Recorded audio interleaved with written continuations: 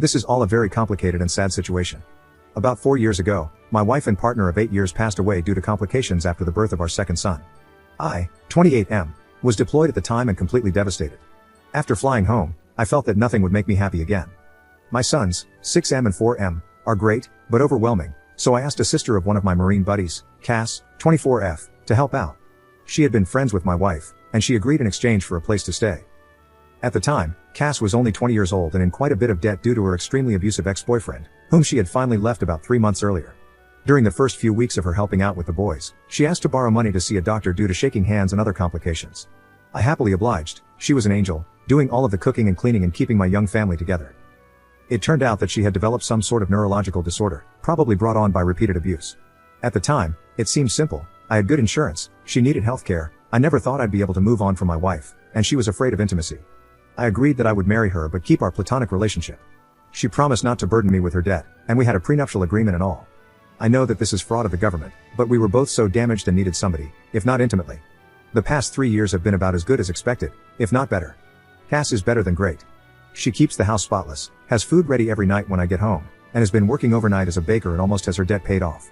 With the boys, she is a saint. She tells them about their mother, shows them pictures, takes them to fun places, and even taught them how to read. Sometimes the 4-year-old calls her mommy, but she shushes him and reminds him that her name is Cass, and that mommy is the angel whose picture is above the fireplace. Once her debt is fully paid off, the kids are in school, and she saves up a bit of money, she is going to go into a nursing program. Our relationship is still platonic but very caring. I've cried on her shoulders more times than I can count, and she's done the same. She seems to understand me whenever I'm hurt, upset, or angry. The problem is that I think I might be falling for her. I've been noticing little things, her scent, her smile, her laugh. The way she smiles with her eyes when she sees me, how much my boys love her. Not to mention that she's gorgeous, hardworking, and one of the strongest people I've ever encountered. A few nights ago, I almost kissed her after we had put the boys to bed, and her hugs goodbye have started lasting a little bit longer. The other day, she was taking a nap in my bed, and I wanted to join her. Not in an overly intimate way, but just to lay with her, and hold her, and maybe even kiss her. I don't know what to do or how to even bring this up. It's been 4 years since I lost my wife, and I thought nobody could replace her, but there have been days where my thoughts have been occupied with Cass, and I haven't even thought about my wife. I feel bad about it, and I still miss her, but I never thought that I'd be able to move on. I don't know how to bring it up.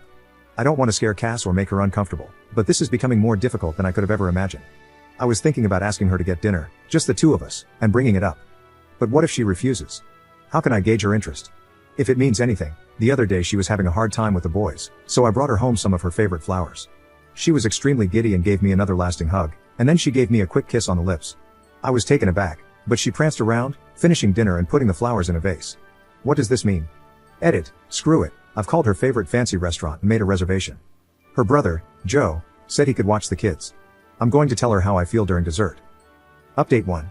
Last night was really hectic at first. So we got to the restaurant pretty early, but luckily they had a table. She ordered wine, and we made small talk for a while. It seemed forced, and I knew that I had to tell her soon. So, before the entrees even came, I said that I had something to talk to her about. She didn't smile and told me that she already knew, and that Joe had told her. My heart almost stopped beating at that moment. I hurriedly told her that I was so sorry, I didn't want her to find out that way, and that I wanted to tell her myself. She shook her head, frowned, and said that it was okay, she just wanted me to be happy, and that I deserved it. I told her that I didn't want to stress her out or make her uncomfortable, but I just needed to tell her and see how she felt, and that it was completely up to her. She gave me a look and said that it actually was up to me, and just to do what made me happy. She said that she was probably going to move out after her program ended, and promised to stay out of the way until then. It was then that I realized something was a bit off, and asked what Joe had told her. She said that he told her I wanted to take her out to dinner to tell her that I had started developing feelings for a girl, and wanted to ask Cass if it would be okay if I asked this girl out. It was then I realized that Joe had set me up for the most climactic pickup line ever to exist. Our entrees came, and I explained that, yes, I had started developing feelings for a girl, I just didn't want it to mess up what we had. She said that it wouldn't mess anything up, she still loved the boys and would take care of them in the house. I continued to then explain that I wasn't going to ask the girl on a date though, and she asked incredulously, why not? Then I dropped my smoothest line I've ever dropped. Because I'm already on a date with her. She gave me this look, then she looked away, smiled, and shook her head and asked, really? I nodded and told her that I cared about her more than anybody else, that I loved our family, and that I had fallen in love with her. She then took a drink of wine, rolled her eyes, and said, about effing time. I'll never forget what happened next. Maybe it was a faux pas, but I leaned across the table and kissed her, accidentally spilling her wine, but neither of us cared, and we kissed for about a minute. After leaving the restaurant, we got ice cream and sat around and kissed some more before heading home. Joe was sitting on our couch, watching one of those VH1 dating shows with a crap-eating grin on his face. Cass ran in, screaming at him that he ruined everything and that she was going to have to move in with mom now. We let him believe it for about 5 seconds before bursting into laughter. He shook my hand and told me that the boys were sleeping and left. I picked Cass up, kissed her, and carried her to my room where we made out for like 2 hours and snuggled the heck out of each other. She isn't ready for anything else, but emphasized yet. I'll give her all the time in the world. At one point, my youngest came in because of a nightmare, and brought his puppy, claiming that doggy was scared, so we let him in. I woke up early to make everyone breakfast, and am about to go and kiss my wife goodbye, and ask my boss for the second part of the day off so that I can spend more time with her while the boys are at school. Update 2. My day has been crazy. Everything has been going wonderfully lately though. It was somewhat strange at first explaining it to our friends and family, but most of them had already caught on, including my sons, who act as if nothing has changed. I'm pretty sure the little ones knew the entire time. Anyways, last night I came home, and Cass was out of it. I asked her what was wrong, and she told me that her ex-boyfriend got parole last week. I was flabbergasted since she should have been able to testify at his parole hearing. Apparently, the crime that he was incarcerated for was unrelated to the abuse, which I had always assumed was the reason, but Cass had been assured it would put him away for a decade at least, and had been far too afraid to testify against him or press charges. Apparently, he'd been arrested for this felony, and when he was being held, he asked her to post bail, but instead, she asked my first wife for help moving out and moving on. She knows that she should have gone to the police, and is guilt-ridden and upset about it now. I know that she's going to be safe because if he tries to even contact her, I'll take legal recourse to make sure that he doesn't so much as touch her. I've taken off work today, but promise that even when I go back, I'll have my buddies stopping by throughout the day. I don't know how to make her feel safe, but I've contacted my lawyer about filing a restraining order, and he said it shouldn't be too hard, but she's a mess. I just don't know how to make her believe that she's safe. I doubt this piece of trash will come around, but you never know. Update 3. First of all, I would like to apologize for not keeping you guys updated, and I realize that a lot of you really care about how my life is going with Cass. The answer is pretty well now. Things got tough for a while when her ex was released from prison last year. She was so afraid that he'd contact her, until he did.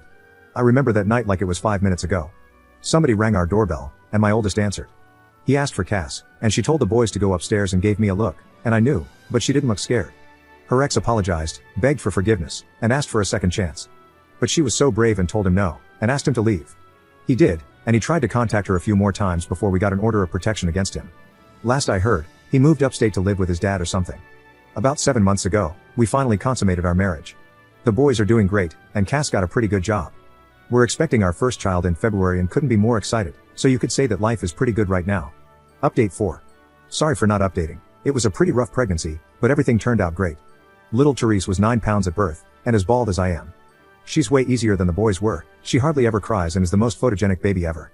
Our youngest son is completely smitten and always tries to help, and it's less cute than you think.